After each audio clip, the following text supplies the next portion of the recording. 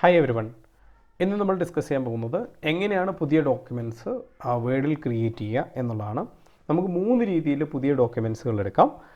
Open ചെയ്തിരിക്കുന്ന ഒരു വേർഡിൽ നിന്ന് ഫയൽ ടാബിൽ ചെന്ന് ന്യൂവിൽ പ്രസ് ചെയ്ത് ബ്ലാങ്ക് ഡോക്യുമെൻ്റ് എടുത്ത് നമുക്കൊരു പുതിയ ഡോക്യുമെൻ്റ് ക്രിയേറ്റ് ചെയ്യാനുള്ള പ്രോസസ്സിലേക്ക് കിടക്കാം. ഇല്ലെങ്കിൽ നമുക്ക് ഒരു ന്യൂ ബട്ടൺ നമ്മുടെ നമ്മുടെ വേർഡിൻ്റെ ടോപ്പ് ലെഫ്റ്റിലായിട്ട് നിങ്ങൾക്ക് കാണാൻ പറ്റും. അത് ക്വിക്ക് ആക്സസ് ടൂൾ ബാറിലാണ്. അവിടെ പ്രസ് ചെയ്ത് കഴിഞ്ഞാൽ നിങ്ങൾക്ക് ഓപ്പൺ ചെയ്യാം.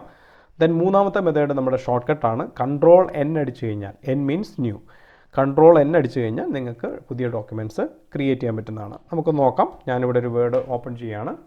ബൈ ഡിഫാൾട്ടായിട്ട് പുതിയ വേർഡ് ഓപ്പൺ ചെയ്യുമ്പോൾ ന്യൂ ഡോക്യുമെൻ്റ് ആണ് വരുന്നത്.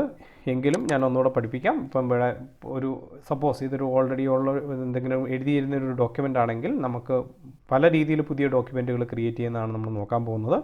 ഫയൽ മെനുവിൽ ചെല്ലുക. അവിടെ നിങ്ങൾക്ക് കാണാൻ പറ്റും ന്യൂ, ദെൻ ബ്ലാങ്ക് ഡോക്യുമെൻറ്റ്. ഇങ്ങനെ നിങ്ങൾക്ക് ഒരു പുതിയ ഡോക്യുമെൻറ്റ് ക്രിയേറ്റ് ചെയ്യാം. ഇല്ല എന്നുണ്ടെങ്കിൽ ഞാൻ പറഞ്ഞു ക്വിക്ക് ആക്സസ് ടൂൾ ബാറിൽ നിങ്ങൾക്ക് ഇവിടെ ന്യൂ ആഡ് ചെയ്തിട്ട് അവിടെ നിങ്ങൾക്ക് പ്രസ് ചെയ്യാം. ഇവിടെ ഈ ബട്ടണിൽ പ്രസ് ചെയ്ത് കഴിഞ്ഞാൽ നിങ്ങൾക്ക് ടിക്ക് ഇട്ട് കഴിഞ്ഞാൽ ആ കമാൻഡ് അവിടെ ആഡ് ചെയ്യും. ഇനി ഓരോ തവണയും നമുക്ക് പുതിയ ഡോക്യുമെൻറ്റ് ക്രിയേറ്റ് ചെയ്യണമെങ്കിൽ ഈ ന്യൂ ബട്ടണിൽ പ്രസ് ചെയ്താൽ മതി, പുതിയ ഡോക്യുമെൻറ്റ് അവിടെ ക്രിയേറ്റ് ആയിക്കോളും. ഓക്കെ.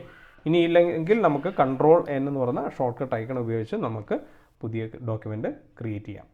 ഓക്കെ. സോ ഞാൻ തുടങ്ങിയപ്പോൾ ഡോക്യുമെൻറ്റ് നമ്പർ 8 ആയിരുന്നു. പിന്നെ 9 ക്രിയേറ്റ് ചെയ്തു, 10 ക്രിയേറ്റ് ചെയ്തു, 11 ക്രിയേറ്റ് ചെയ്തു. അങ്ങനെ ഒരുപാട് ഡോക്യുമെൻറ്റ്സ് നമ്മളിവിടെ ക്രിയേറ്റ് ചെയ്ത് വെച്ചിട്ടുണ്ട്. നിങ്ങൾക്ക് കാണാൻ പറ്റും താഴെ.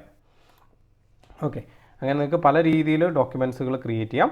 ഏറ്റവും ഈസിയസ്റ്റ് ആയിട്ടുള്ള മെത്തേഡ് ഫയലിനകത്ത് ന്യൂ എന്ന് പറയുന്നൊരു ഓപ്ഷനാണ്. ഇല്ലയെന്നുണ്ടെങ്കിൽ ക്വിക്ക് ആക്സസ് ടൂൾ ബാറിനകത്തെ ന്യൂ ബട്ടണിൽ പ്രസ് ചെയ്ത് കഴിഞ്ഞാൽ നിങ്ങൾക്ക് ക്രിയേറ്റ് ചെയ്യാം.